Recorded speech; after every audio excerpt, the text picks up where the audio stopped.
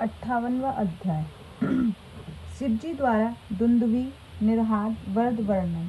सनत कुमार बोले, अब व्यास जी अब दुंदुभी निर्हाद का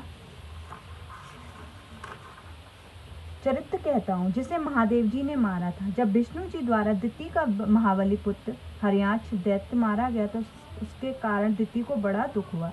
दुंदुभी निर्हाद ने आकर दिति को बड़ा आश्वासन दिया और देवता इस प्रकार जीत गए, इस पर विचार किया। उसने निश्चित तत्व निकाला। उसने कहा, इससे ब्राह्मण आदि कारण है। दुंदुभी निर्हाद ने ब्राह्मणों का ही संहार करना चाहा, क्योंकि देवता याग भोगी हैं और यज्ञ वेदों से उत्पन्न हुआ है तथा ब्राह्मण इसके आधार है। इस प्रकार देवताओं को ब्राह्मणों का बल है। संपूर्ण वेद इंद्रादि देवता ब्राह्मणों के आधार पर बली हैं। यदि ब्राह्मण नष्ट हो जाएं तो वेद स्वयं ही नष्ट हो जाएंगे।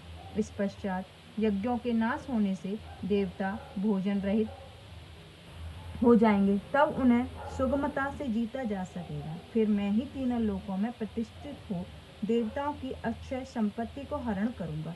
ऐसा निश्चय कर दुष्ट फिर विचार करने लगा और तपशील ब्राह्मणों की खोज की। उसे ज्ञात हुआ कि अधिक ब्राह्मणों की भूमि काशी है, अतः पहले उसे जीतकर फिर दूसरे तीर्थों को जाऊंगा।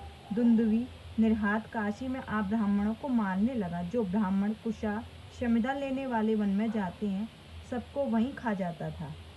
वो कभी वनचर कभी जलचर होकर विचरता रहता था। वह मायावी अदृश्य रूप दैत्य कभी देवताओं की दृष्टि में नहीं आता।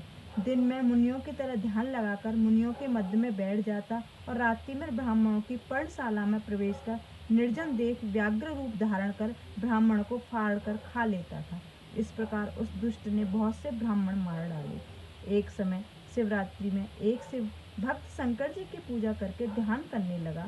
वह दैत्य व्याघ्र रूप धारण कर उसे खाने चला, परंतु ब्राह्मण तो शिव रूप मंत्र रूपी कवच धारण किए था, जिससे वह शिव भक्त को खा न सका। उसने भगवान शंकर कुपित हो गए, उसके वध करने की इच्छा करने लगे। फिर तो ज्यों ही उसने व्याघ्र रूप धारण कर भीतर जाकर भक्षण करना चाहा, त्यों ही भक्तों की रक्षा में चतुर्बुद्धि वाले भगवान शंकर ब्राह्मण उसी के पूजित लिंग से प्रकट हो गए।